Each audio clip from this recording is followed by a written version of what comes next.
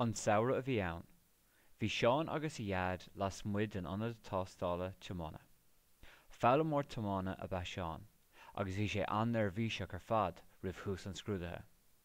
Ghaoigh a dhead á mór sular neachaidh sé isteach. Chua Seán isteach san ionad tástála agus bhuail sé leis an scrúdathir. Fear deas cordúil a bheith é.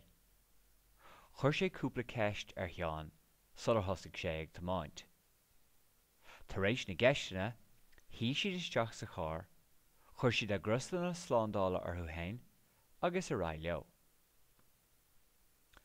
Thiomáin Seán isteach sa bhaile.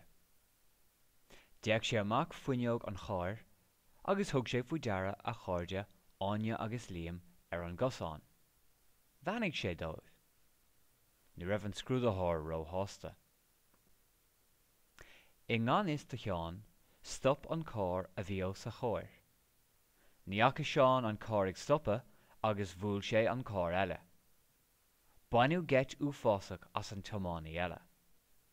Bhí idir aontas agus uafás ar gach duine. Ghlaoigh siad ar na Gardaí agus ní raibh fhada go raibh Garda ar an láthair.